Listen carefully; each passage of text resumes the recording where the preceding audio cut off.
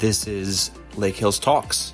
You're listening to Season 1, Episode 7. I had the chance to sit down with Willie Carr, official name Galen Carr, who is the teacher of what's called the Heaven Bound Sunday School class.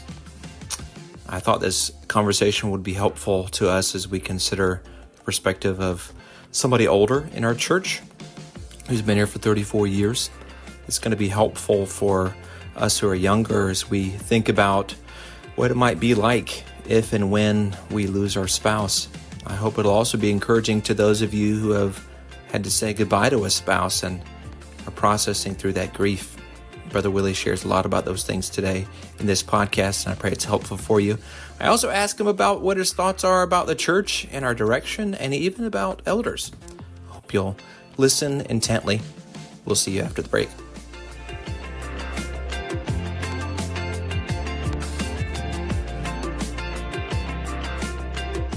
Well, thank you for spending the time with me today. Okay.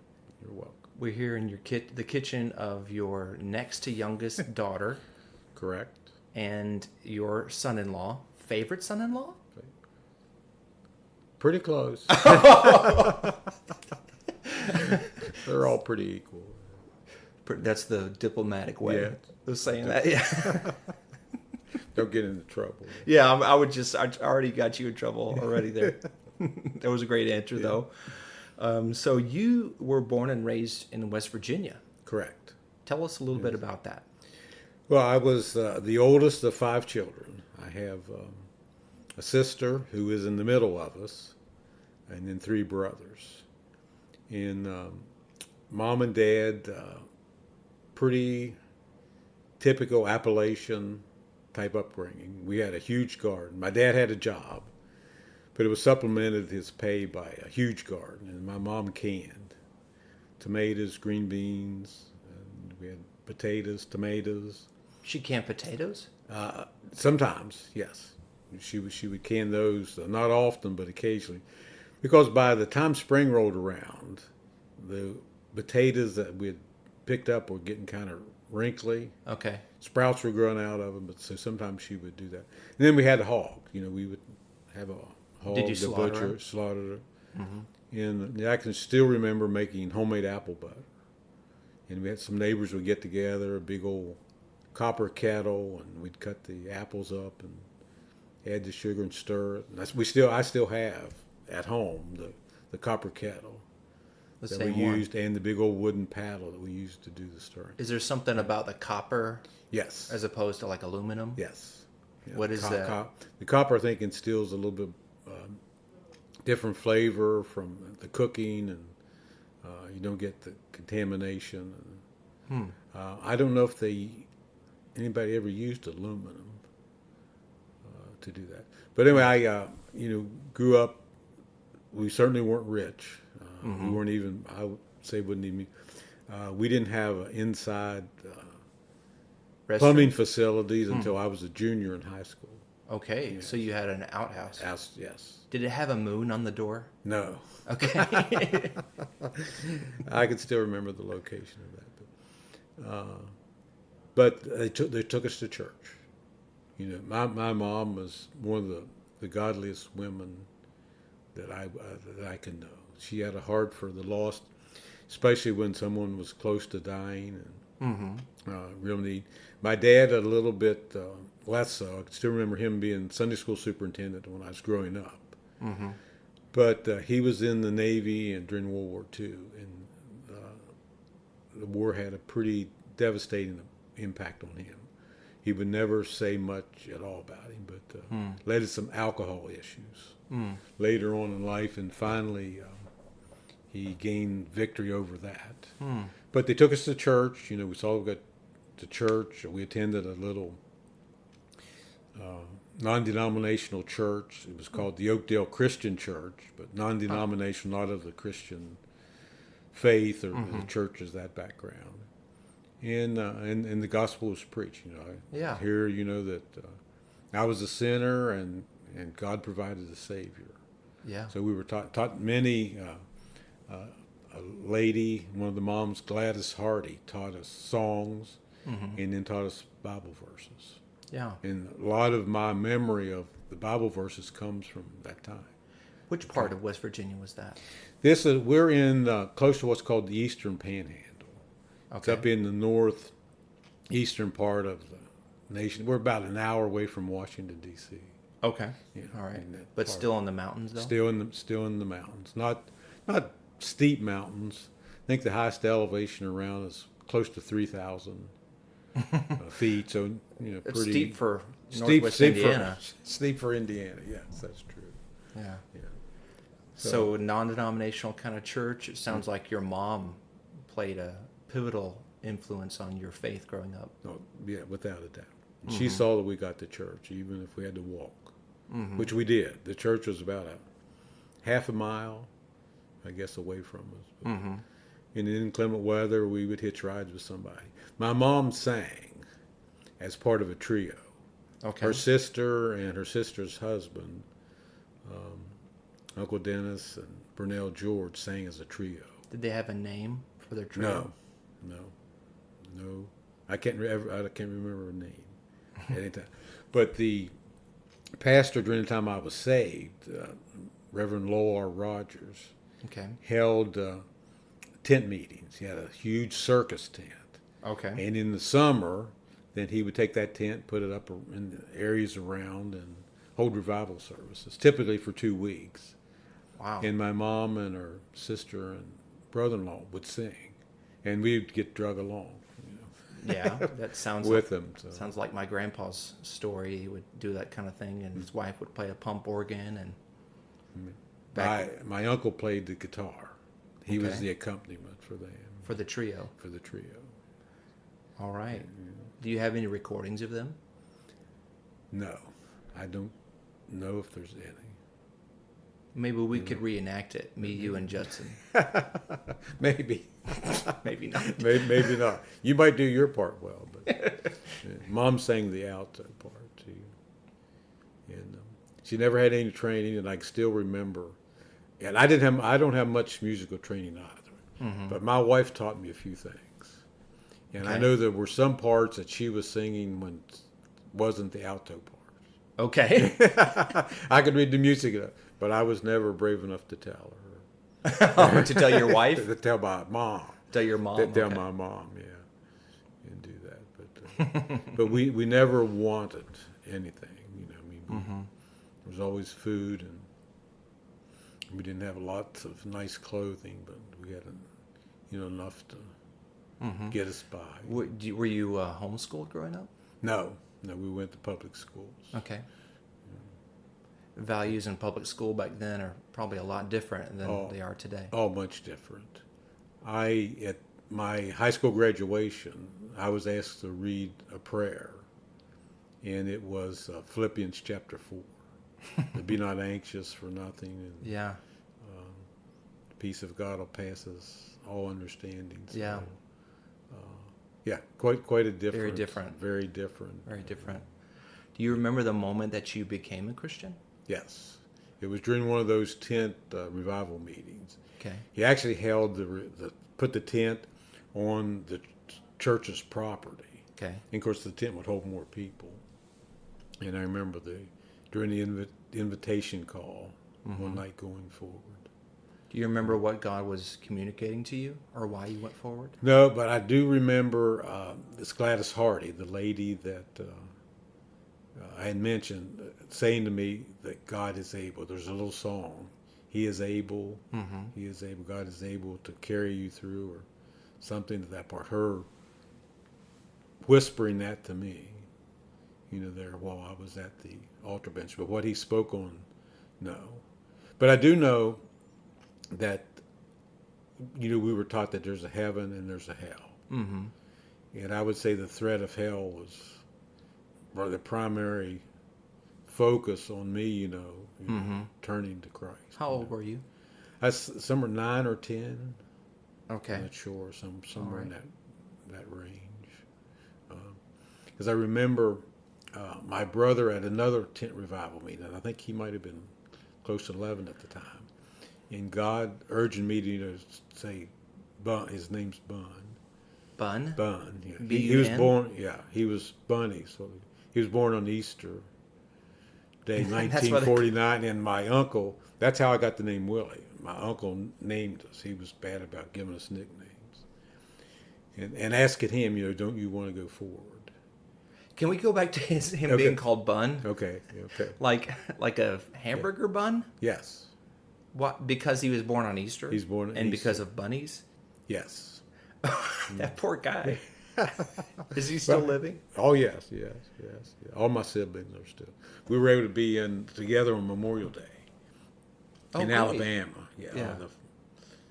The three of them came down from. My sister lives in Winchester, Alabama. Virginia. Winchester, Virginia. Okay. And then my two my brothers live in Moorfield, West Virginia. Okay. And it's less than about an hour apart there. And then we have a brother that lives in Huntsville, Alabama. Okay. And he has a cabin on a lake down there, so we all met there. And a couple other a niece and a couple nephews came. Yeah. So we had a good time. It's actually about an hour less than driving home to West your home? Virginia. Yeah. Yeah, so I had a good chance, to get with the family. So no, he's had that moniker. Dalton is his real name. Dalton. Yeah, kind of like my real name's Galen, but Right. no, I'm not known. So Yeah, I saw that your real name was Galen on some, I think it was Breeze, the program that we used, like a directory thing. Mm-hmm. I was like, oh, his name is Galen. yes, Wonder what happened if I called him Galen. I would answer that. My Did your mom family. call you that? Oh yeah, she didn't like Willie. Okay. No. And at home, I'm called Galen. Your siblings call you Galen. Oh yes. Okay. Yeah. And most everybody at work. I have somebody from church would call it where I want to work and ask for it. They wouldn't know who. Yeah. They didn't know who it was. Yeah. So yeah, my professional name is Galen. So Galen that's Carr. what I like to say. Yes. Your other persona. But what happened when we went to college? My roommate asked me. I actually had two roommates. And when I told him my name, he said, "What do you want me to call you?" Mm-hmm. And I said Willie. And I'm not sure why I did that. But then I had some friends from high school that went to college with me. So that they called me that already. Anyways. Okay. So then when I met my wife, then I really went back Willie in college. Where did you meet her in college? I was in college, but she had come to college to visit a friend of hers who played football and had broken his leg. Okay. And I was the coordinator counselor for the dorm. Okay. And I was working the desk when she came in. All right. And I don't think she ever did see her friend. So she came to help a guy with a broken leg. She came to see him. She and a friend of hers came to see him. Was it a significant other? No, it was just a friend. She was then and always was very supportive of sports teams. Supporting whether it was basketball, football, or whatever. Uh-huh. Right, and she coached volleyball for years. Yes, after out here, yes. So she never got to see that guy, and you... As far as I know. Yeah. So she kept coming back. What school was that? It was called Shepherd College at that time. It's now called Shepherd University. It's in Shepherdstown, West Virginia. Yeah. Shepherdstown. Okay. Yeah. Sounds like a Christian school. No. It really? was a state-run, primarily teachers' college. Oh. It's right on the banks of the Potomac River. Okay. Yeah, and the river played a pretty significant role for the 4 years I was there. Mm-hmm. My buddies and I, we'd fish at night. We'd groundhog hunt. You hunt groundhogs? Yes.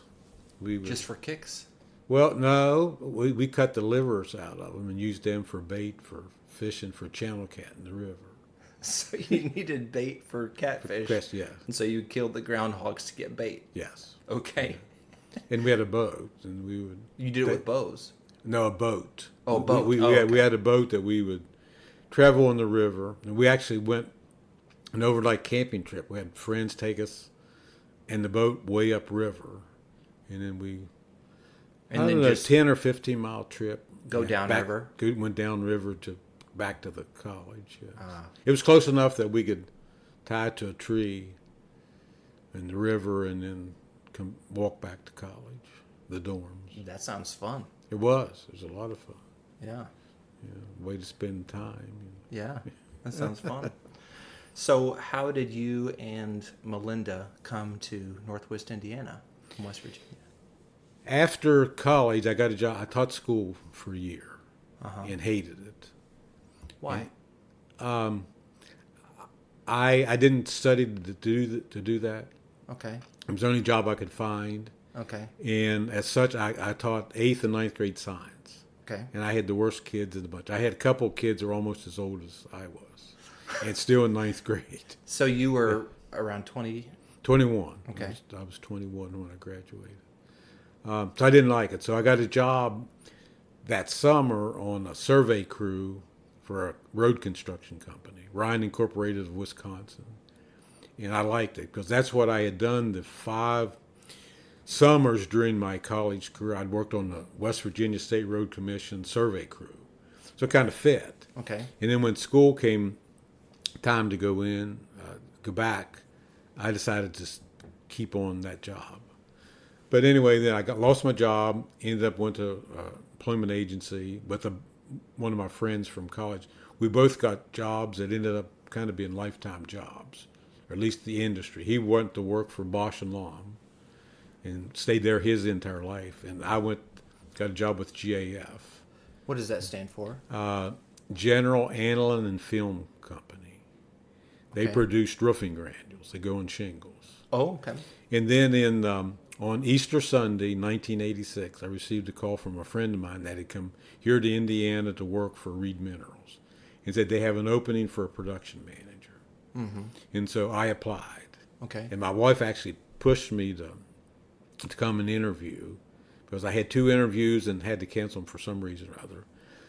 And the president of the company called her during the week that I turned that second one down, or something that happened that we had to cancel it, and convinced me to come for an interview. So I did and took the job. And so we had 2 weeks in that summer then of 1986 to get the kids packed, get out here, get them into school. And so I came and took that job. Same basic industry, roofing granules, but they also produced sandblasting materials. Okay. And so I'd worked 16 years for GAF, and then ended up 35 or so years out here with them. So retired from here. What was the second place called? Reed Minerals, a local company. Yeah. Was it when you started at GAF? Is that when you moved to Northwest Indiana? No. When you started with Reed. When I started with Reed, That's when you moved here in '86. Yes. With GAF, we were first in Pennsylvania, then New Jersey, then back to Maryland, actually, Hagerstown, Maryland. Okay. And from there, here. So northeast kind of part of the country. Yes. Mm-hmm. And then moved over here. So would you call Northwest Indiana your home? No. West Virginia is your home? Yes. Once My West wife Virginia said, boy. I told my wife I'm a hillbilly. I said, I'm not. She says I'm not. She doesn't claim it, but But sure you do. But yes, I do very much. No reason to be ashamed of who you are. No. That's who I am at heart. Well, I'm a Tennessee boy, Yeah. and I understand. And sometimes the office staff ask me why I'm not wearing shoes in the office. I said, I don't have to wear shoes. Why are you wearing shoes? Yeah.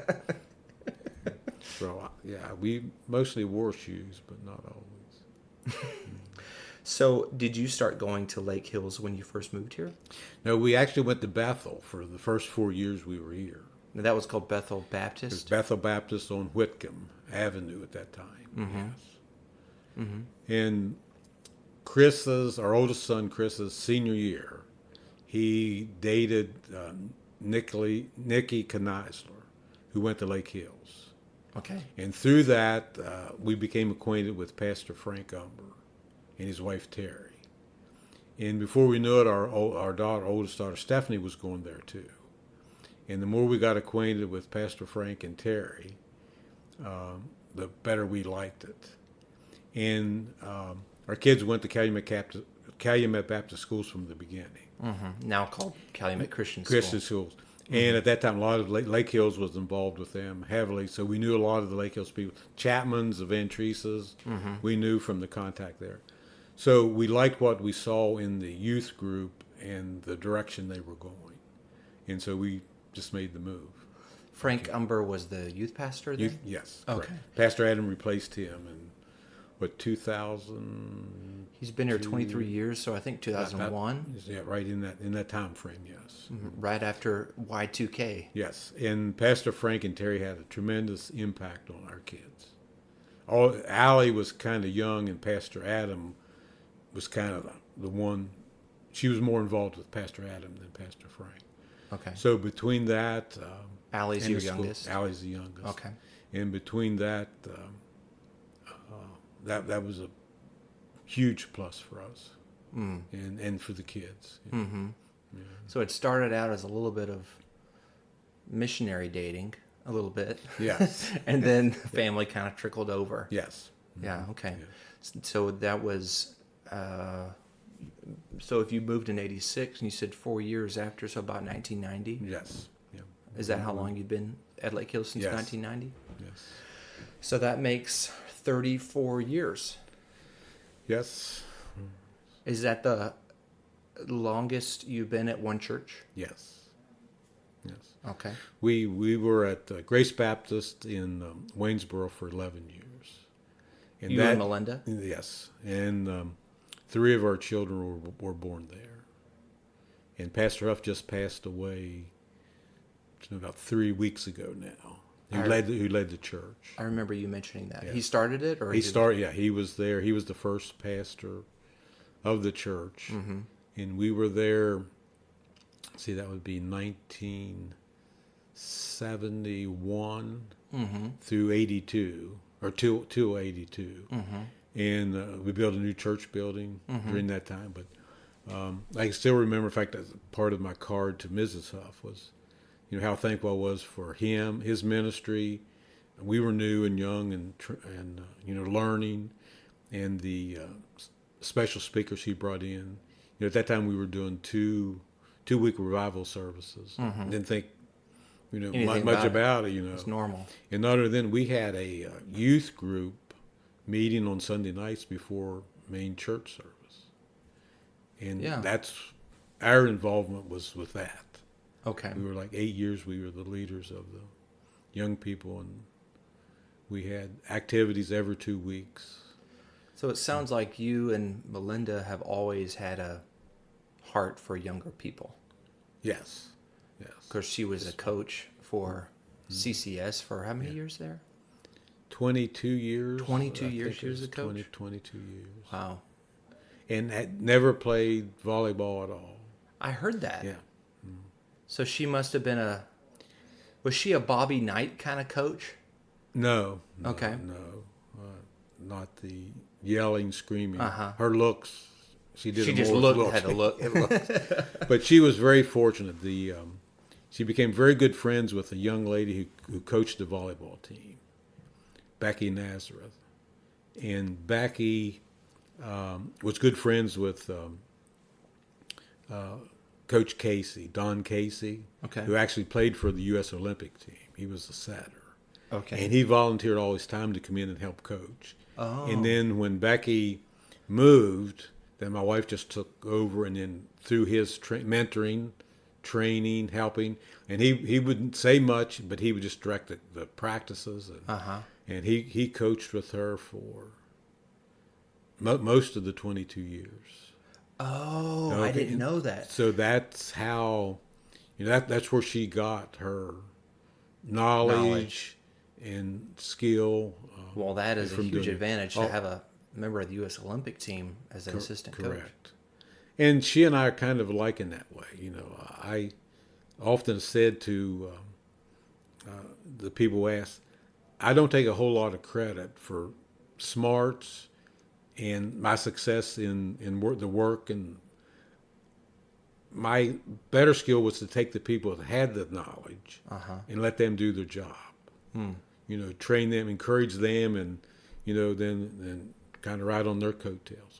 But really, to use them, people, it's hard to be the smartest person in the room out of everybody, but if you can use the people that are smart, then you can accomplish a lot, Yeah. and manage them. And so she kind of did that, the same basis, I think.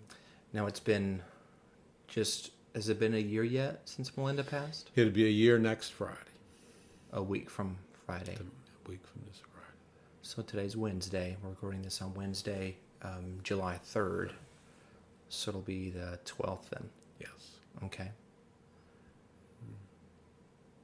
Still miss her? Yes. Mm-hmm.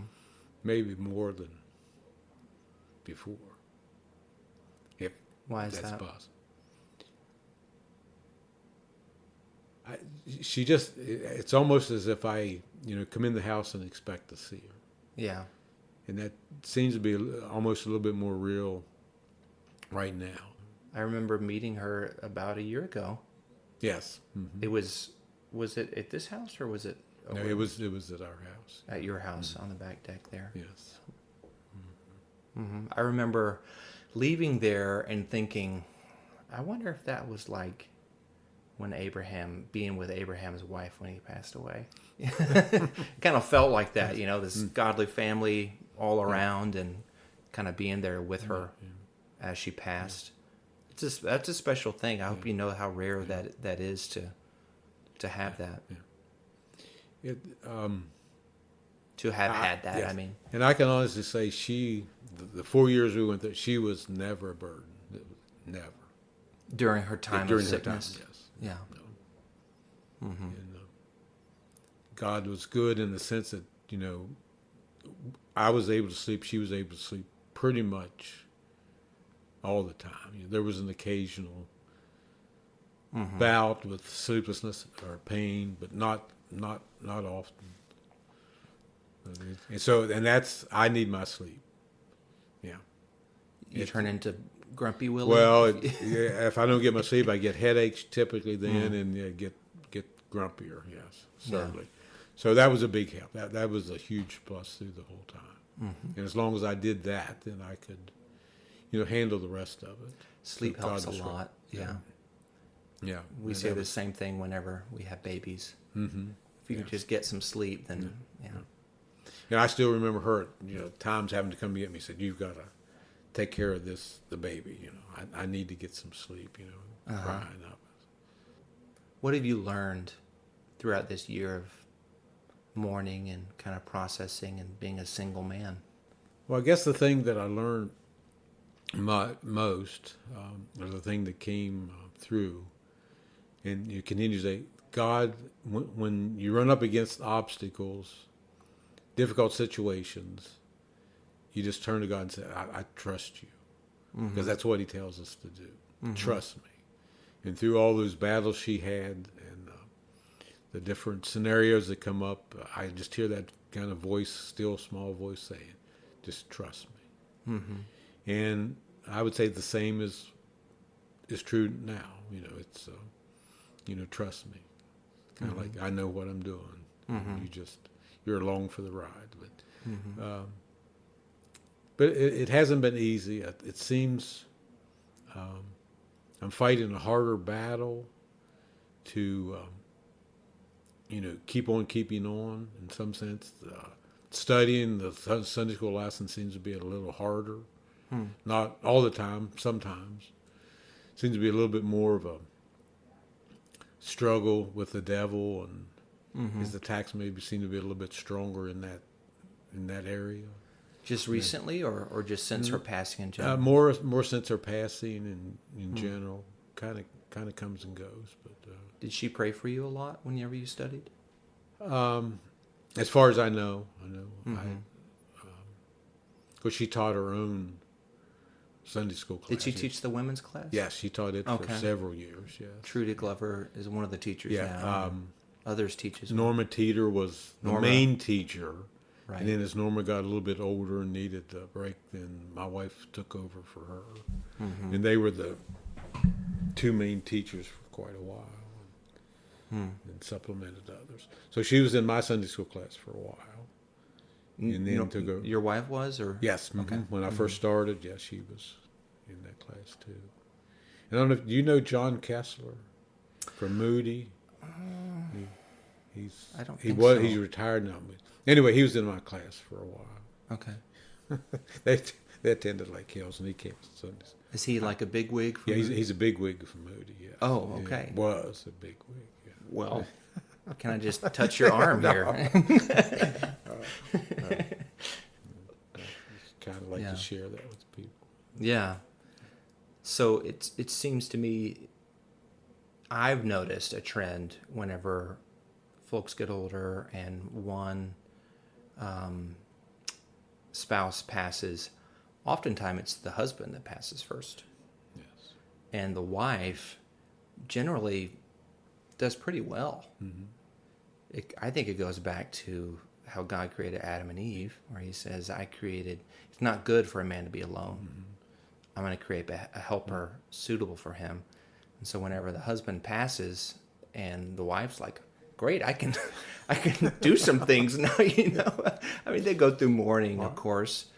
But you're kind of in the minority in that with Melinda's passing. Have you had any thoughts about that?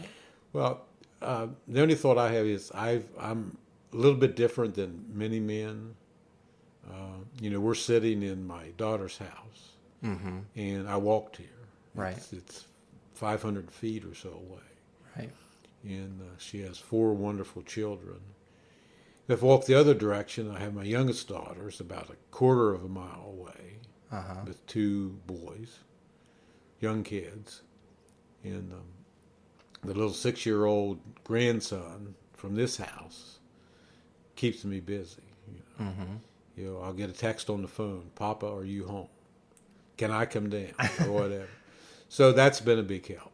And that was the case. My brother, the brother that's next to me, lost his wife.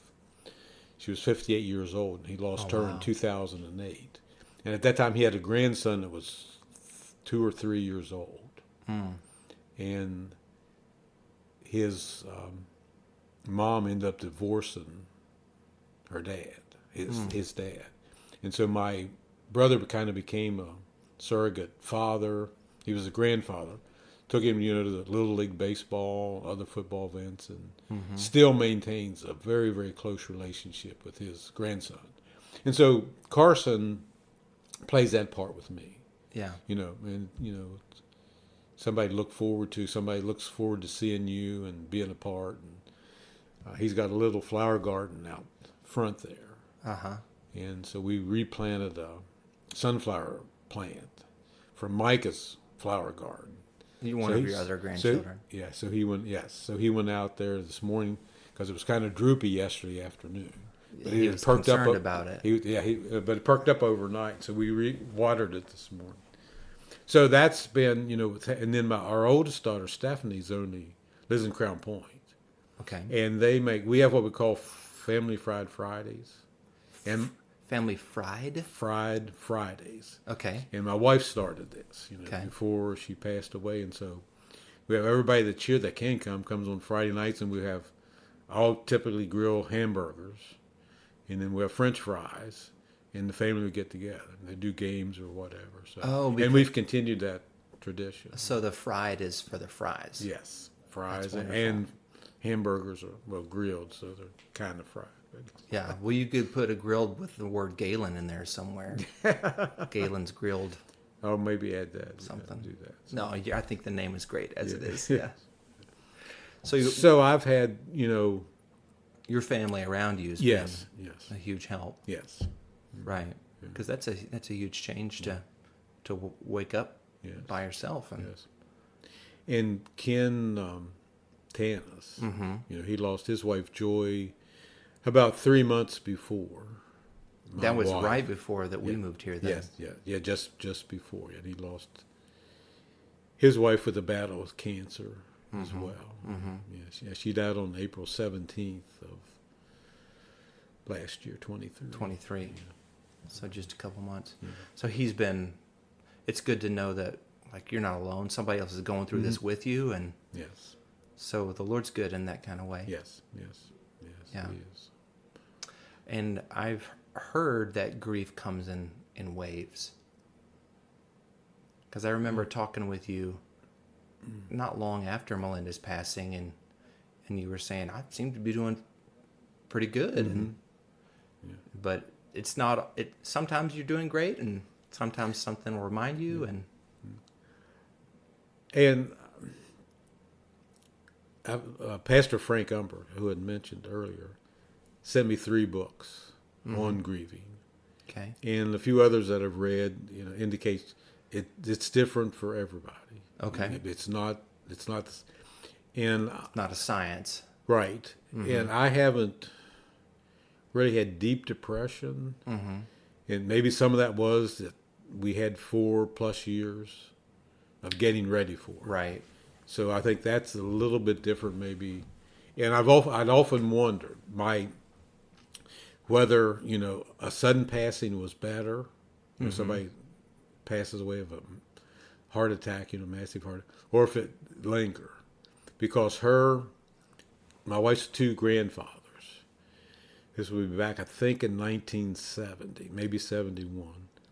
But her dad's dad passed away, had a massive heart attack, was gone. Immediately. That same year, her other grandfather ended up with liver cancer, and so he lingered on only about 2 months. And Both I thought very quick. Both in the same year, but pretty quick. But at least her mom's dad, they had some time, to prepare. And I can remember sitting in his living room, and it was raining outside. And I mentioned to him, it's raining outside, and he said, it's raining on the inside too. And they attended the Christian church there in The same one Martinsburg. in West Virginia? No, not the same one I did. This was the Christian denomination Okay. church that they had attended. Yeah. But I'm kind of convinced now it's the sudden would be the more devastating. Kind of based on my experience. Had time and you can prepare a little bit better. Yeah. And I had almost, well, I had given up from when I saw her, when Stephanie and I, my oldest daughter, went to see her in the hospital after the first surgery when they removed part of the pancreas. I didn't think she would make it. I thought she was going. That was near the beginning? That was that would have been in 2019. Yeah. And she had 3+ years. After that, yes, yeah. And Stephanie and I think we discussed it then that she was in such bad shape, because then when they gave her the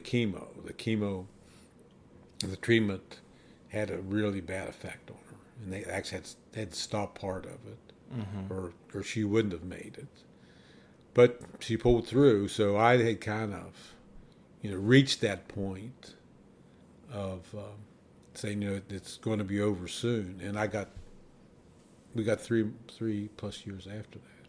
So every day, every month was kind of a blessing from God, that we did that. And we had it, 2020, despite COVID, we had a wonderful year. It was. She was declared in remission after that initial bout of the chemo in January of 2020, and so 2020 was a good year. Only the January 21 it was back, again then. But we maneuvered through COVID and all that ramification. Yeah. And she got to spend 13 weeks, I think at least, in California. Is her in the family summer there?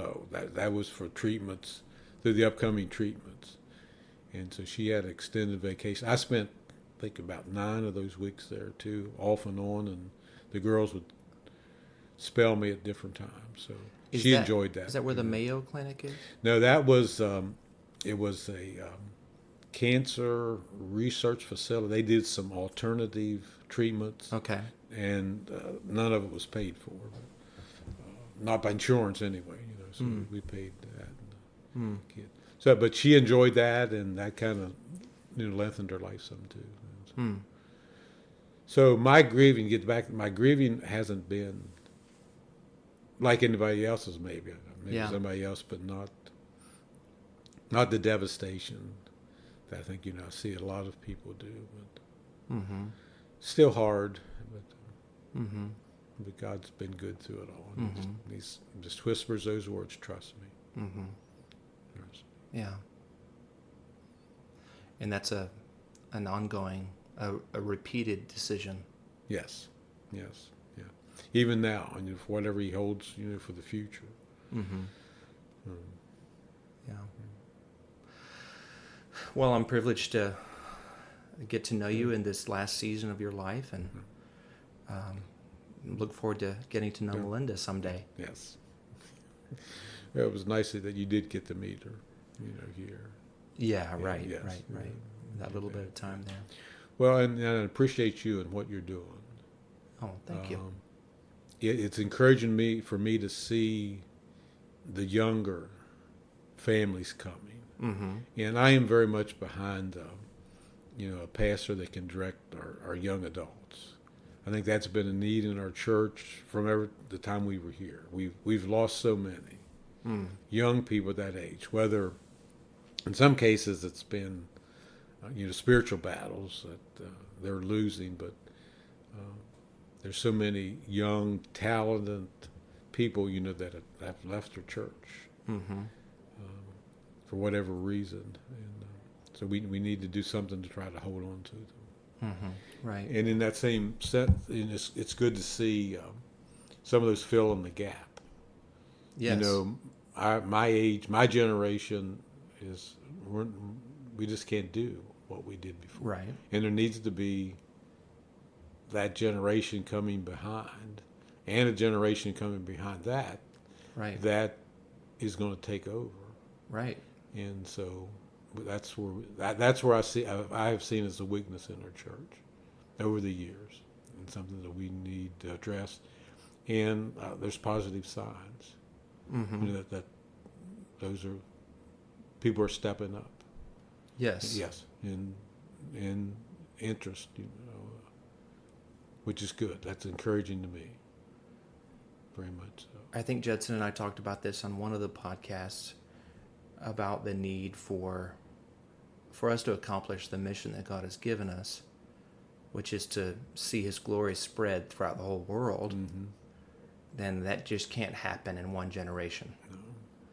And so for a generation, whatever generation it is, to maybe disparage younger generations is a kind of subtle way to deny the mission of God's being accomplished. Because we just can't do, the boomers can't do that by themselves. No. Is that what you are, a boomer? Yes. No, I don't mean that in a derogatory way. Have you used that have you heard that in a derogatory way before? Maybe more hinted at it, but not directed at me. Young people Yeah. maybe it's more online, which don't get in that world. You're not missing No. anything. They'll use the term boomer to be derogatory to somebody your age, But the Lord He raises up new generations to continue His glory and the spread of His glory. Yes. So that's great. Yeah. Is there anything else that you see God doing at Lake Hills right now that you'd like to mention?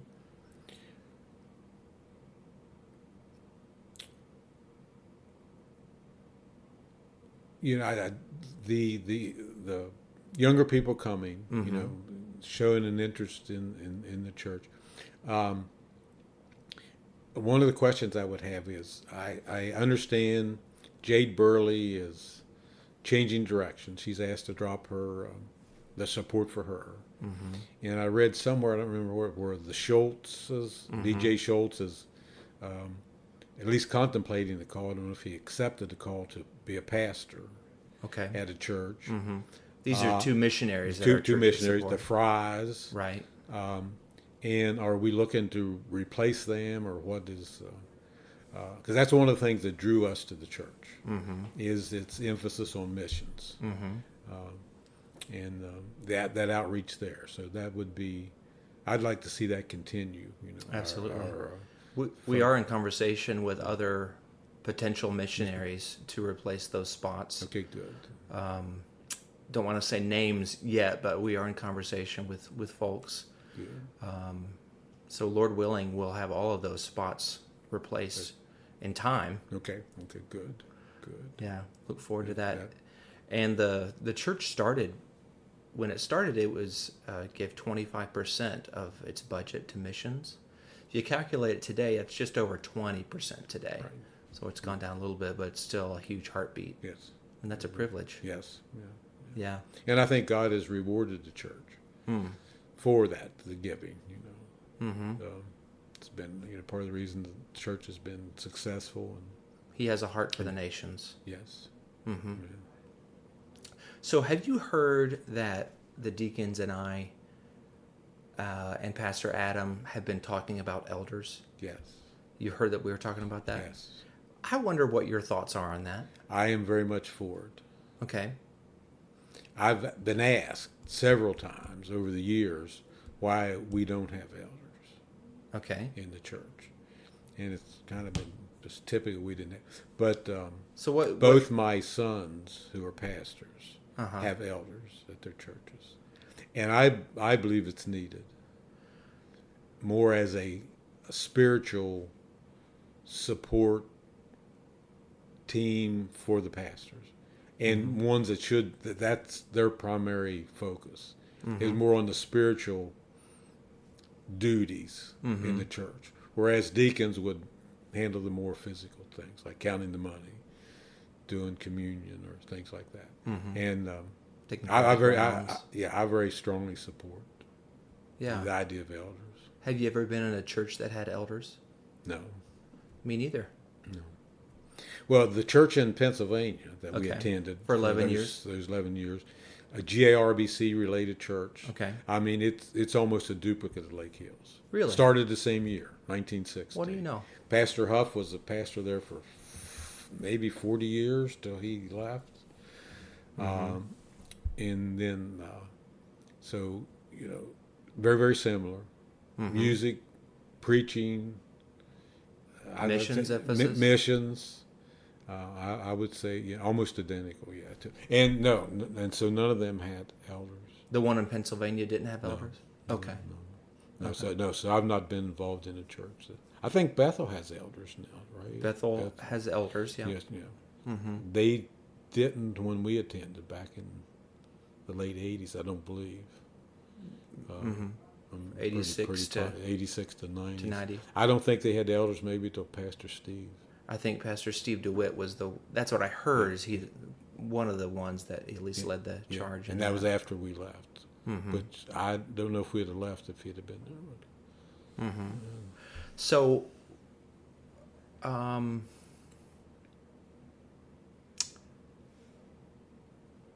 what would you say is the biggest need at Lake Hills right now? It would be filling that generation's, the ones that we talked about before, though. My generation is dying out, and we can't do the work. And so we need the younger ones to step up and take on the leadership. And I see a lot of that being fulfilled. I see more of that now than in previous years. So that's encouraging to me. And so I think if we could do that and try to reach that young college age, newly married, 20-something, 20 to 30-year-old age, and get them involved in church and get them, to fill some of these positions, get the training they need, to be taught. That's where I see the need. Yeah. Yes. Yeah. Yeah. Thank you for sharing that. Yeah. And I wonder if this is the last question I have on my list here, but we can talk about anything else you want to. But my last question is there any question that you'd like to ask? Well, the question I already kind of asked, it was about the missionaries. Okay. And see, where we're headed in that direction. And I knew a little bit about the elders, and so that's I'll be looking forward to seeing that proposal brought before the church and see that moving forward. Yeah. So with Pastor Phil Umber, who's my predecessor, of course, he was a missionary himself. He and Sarah were missionaries. I think it was close to 18 years, I think. I think Could be 15, maybe. Was it 15? Something like that. Definitely over 10, Yes, nearing yeah. 20. Yes. So obviously they both have a heart for missions, and not to say that I don't have a heart for missions. My uncle has been a missionary in France for nearly, I think it's going on 40 years now, and my grandfather was the first full-time director of foreign missions for the denomination that Lindsay and I came from. Okay. I used to want to be a missionary to India, actually. Anyway, so I do have a heart for missions, but I bring that up to say that Pastor Phil, I gather that he probably knew a lot of these missionaries that we support personally, and knew the organizations and things like that. Well, we're coming from my wife and I coming from a totally different network. We heard of the GARBC, we call it GARB, Right. but I didn't know anybody from this area, and so I'm learning. I didn't know who Jade Burley was. I didn't know. Is it the Schwartz you said? Or Yeah, Scott. The Schwartz and others. Schultz. The Schultz, BJ yeah. and Kathy Schultz, yeah. And even Tanzania. and even the missionaries that we had with us this past Sunday. Right. I'd never heard. I don't even know the organization that. So one thing, just to answer your question about the missions, one thing that I've tried to do is to empower and equip some of the deacons to help oversee that part of our ministry. I think at one time the deacons were considered to be like the missions board. Yes. Is that right? Yes, correct. Yes. Yeah. So I definitely like to reinvigorate that on behalf of the deacons. They can really help because they probably already know some of these missionaries better than I do anyway. So, yeah, Lord willing, we'll see those 3 spots replaced. And Because typically we had like a waiting list, of missionaries that would come through and present their ministry. And then we did have Scotty Staub right. was there, 3 weeks or so ago, and Pastor Wilson. And we have Yes, some literature. right, and, right. And our Sunday school classes, we're giving some thought maybe to supporting him or maybe one of those missionaries. And I may even support one of them myself, just $60 a month. We'll support a pastor Right. in India. So I mean, Right. Pastor Wilson, I think he oversees, I think he said 6 or 7 other pastors. correct. Yes, yeah. And that India. was $60 a month for their support. So Yeah. It's a privilege to be a part of that. it is, and to be able to do that. So, and we have the Lavermans, the Right. Andrews, Kevin the Burleys. Cowdy. Yeah. Yeah, we have contacts in our church. Direct contacts with them. In fact, I have some white chocolate covered strawberries brought to me specially by the Laverman's son. From Kevin. Me, from Kevin, yeah, He- all the way from Japan. He brought me squid. Oh, he did. I'm glad he didn't bring any of that Package for of me. squid. He said it was a joke, though. I didn't know. I had never met him. I didn't know if it was a joke or not. I was like, "Thank you." And so I opened it up and tried it. Of course, it smelled terrible. It looked like it was from like 7-Eleven or something. Like it wasn't even like nice squid. It's like 7-Eleven squid. And so later he told me, that was a joke. No, here's your actual gift, and it was some nice chocolates. Oh, okay. But I actually passed that squid around. I think it maybe there was a class or something I was in, and I was like, "Here, you guys want to try some squid?" From our church in Pennsylvania, Grace Baptist, we have a young lady was there, Debbie Snyder was her name then. She married a Melton from Bob Jones University, and they're missionaries in Japan. Yeah. He was raised there. His mom and dad still serve in Japan. Dave Melton's? No, this is Phil Melton, not Phil Melton's parents. Yeah, these are from our church in Pennsylvania. She came home from Bob Jones University with a boyfriend, and he wasn't going to be a missionary. And I said, Debbie, it's not for you, because she had promised to be a missionary, and she went back. She came back with Phil. Later on, She traded it in for a Yeah. missionary. Yeah. I don't know that I ever told her directly, but maybe told her mom. Yes. Brother Willie, thank you for spending time with me today. Would you mind closing us in prayer? Okay, sure. Yeah. Father, we thank you that we can use that term in calling upon you, for you are our Father. You are a creator, supplier.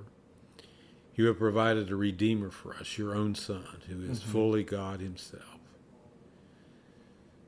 Thank you for choosing us out of the multitudes in the world to be the recipient of your grace. Thank you for the faith to believe in you, to be your very own, and to know that there's an eternity ahead, and through our trust in Jesus Christ, through his righteousness imputed to us, that we will spend that time with you. A time when we will be reunited with loved ones who've gone on before, and we'll have an eternity to spend worshiping you, honoring and glorifying the great God, our great Savior. We are so unworthy. We thank you, though, for coming to us, revealing yourself to us, telling us about yourself to some degree. You are so great we can't even fathom what you are, but we look forward to learning more and more about you.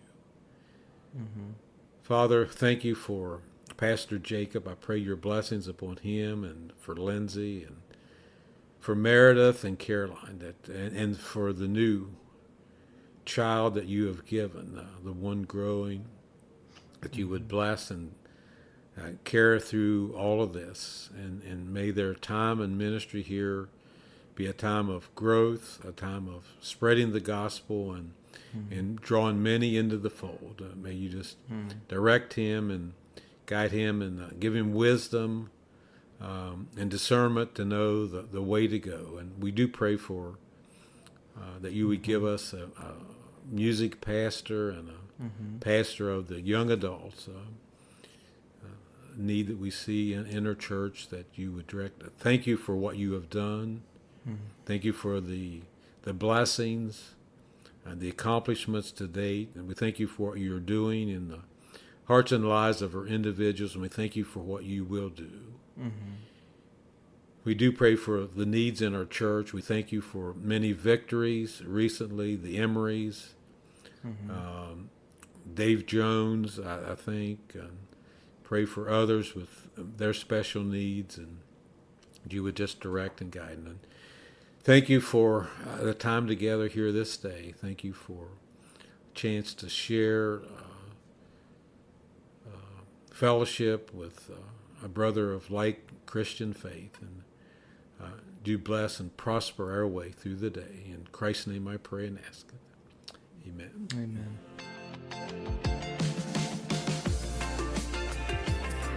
That was Season 1, Episode 7. This is Pastor Jacob. If you are not part of a church family and live in Northwest Indiana, be our guest on Sunday at 8:30 or 11 a.m. If you have a church family, then be faithful to them wherever they are. If you want more information about our church, then you can check out our website, lakehillsonline.org. We will see you next week as we're coming close to the end of Season 1. Talk to you later. God bless you guys. Bye-bye.